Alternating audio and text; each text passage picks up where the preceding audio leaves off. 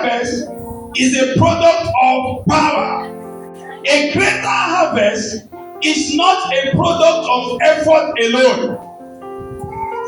That when you want to have or get a greater harvest, it's not just in your effort alone. That's why if you look at our text very well, Zechariah 4:6, he said, it is not by might, it is not by power, it is by my spirit, says the Lord.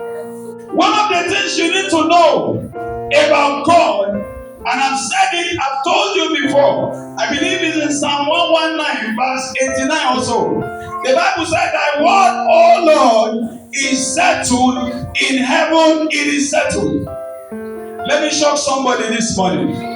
Whatever God has not said, he will not back. Is somebody getting me this morning? That's why Jesus said, he said, I only do what I see my Father doing. It means that if he's not doing what his Father is doing, he will fail. So there are times when you are doing things, but you are not doing it according to the will of the Father. Is somebody getting me this morning? Because if you look at our text very well, he said, not by might, not by power. But he said, what did he say? He said, the word of the Lord came to me. It is by the Spirit of the Lord. So one of the things we have not realized is that sometimes as a child of God, you need to position yourself in a way where you will listen to what God is saying. So many people have missed it because they have not understood the place of instruction. If you are going to do well in any aspect of in life, you are going to understand how to listen to instruction. Now the problem is, just like Saul, you can be under pressure as your pastor, as the husband, as a business owner, as anything. You can be under pressure. If you are a business owner, maybe at the point where God is telling you to wait for a greater harvest, there are times when God is telling you, listen to me. There are times when God is telling you, this is your season to sow. Is somebody getting me? Because that sowing will cause a greater harvest. There are times when God is telling you to wait, don't take any step. But like Saul, when pressure came on him, he said, we waited for Samuel for 7 days and he did not show up. Then I decided to offer the sacrifice. Is somebody getting me?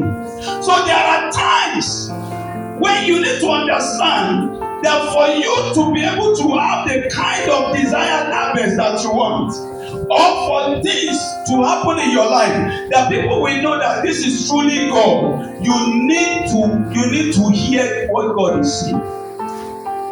But one of the things you need to know, if God gives you an instruction and you obey that instruction, it might take time, but things will work out eventually. Is somebody getting me? So we have seen that effort alone does not bring greater harvest, but power brings greater harvest. And please, I want to say this morning also. If you do not understand seasons in the life of men or in your own life, you will want to compare yourself with others. You need to understand that there are seasons in the life of men. And because there are seasons in the life of men, there are times when you don't have to do anything. God just steps in.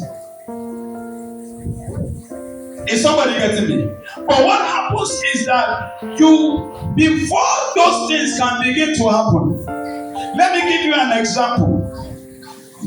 Let's say that you start a business. Today, you start a business. If you dedicate all the things, resources that you need to dedicate to that business, I give you 10 years, you should break forth. But the problem is that Because of instant gratification, so many of us we just want to blow in 2 years.